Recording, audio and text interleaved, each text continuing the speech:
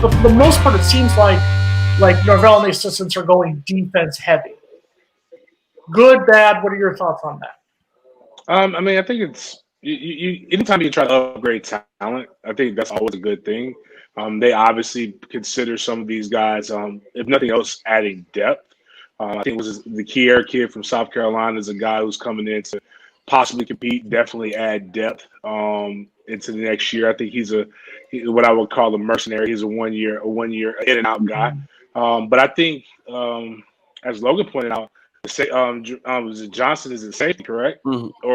But that's somebody. Robinson. That's where Robinson. Excuse me. That's where you're truly weak at. So you need a guy like him who's coming in with some experience that is going to be here for a few years.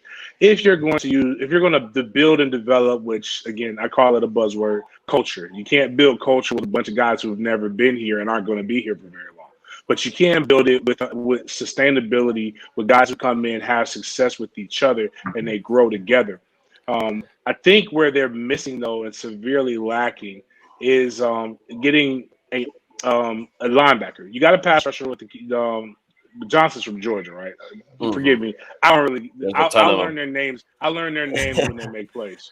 But like right now, they've done nothing. So, but that helps your D line. But you can really use a true elite pass rusher. Like I would have loved to see them go try to get the kid from Georgia State who led the nation in sacks last year. That would have been an upgrade. Or go find a linebacker that can come in and truly develop you, to make your core better. Whether you're going to a 4-2-5 look, or whether you're going to a 3-3 stack, or whether you're staying in a 4-3, you definitely need somebody that's going to be able to raise the level because you've got a lot of young guys that have potential, but if you look at what it looked like last year, they haven't made any true upgrades. It just looks like it's going to be a bunch of guys who are wandering aimlessly.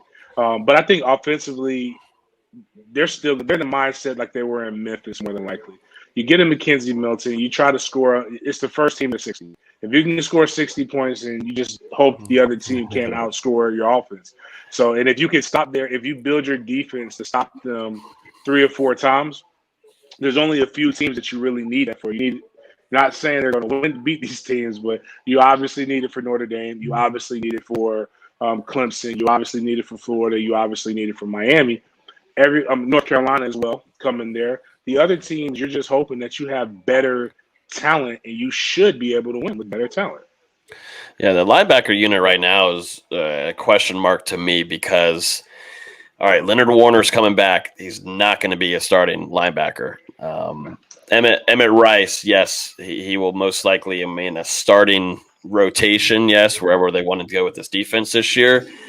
But after that, you've got young cats. I mean, you still have guys that are on the roster that I think have intended on wanting to transfer, but found out that's probably not going to be the best bet, or they weren't going to find a place where they were intending on going, blah, blah, blah.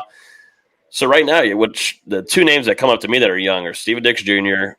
and DJ Lundy. Steven Dix Jr., who started numerous games, a boatload of games this year as a young cat, which I'm all for. Let him get the experience in big games. I'm all for it. But there's got to be another addition. Interested to see where the staff is trying to look on where that's going to be, because there's still some talent out there.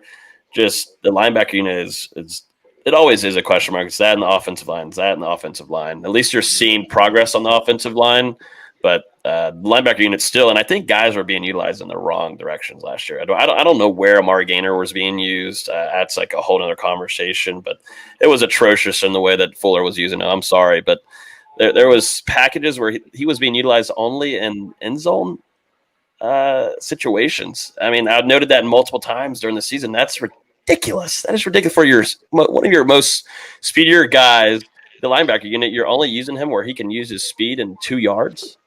I mean, I one of understand. one of the best players on your defense. So you're using him in some games, I believe, 20-something games. I think they actually got lost with just the packages. One of the rumors that came back from the player meetings was that a player was said that when he was going through it with Coach Norvell, he was being berated about not showing up for a game in which he was not even on the field. He's like, Coach, I can't show up. I can't show up and make plays if I didn't play that game. Yeah, so it's some of the stuff is just it was just interesting for year one, and But you brought up a good point. Here's where there's still a lot of turnover and turmoil that's going to go. That's going to happen in the upcoming weeks. You've got schools like Tennessee that have some interesting things behind the scenes, moving around. A few other schools where guys are probably going to this spring, and you're going to see a lot of kids hit the transfer portal. Auburn's probably going to see a lot more kids hit the transfer portal as they get an understanding of what the new coaches' expectations are and what they want. So there'll still be more cast at Florida State may want to go after. The problem is they've only got 2 slots left, I believe, to sign high school kids or a transfer.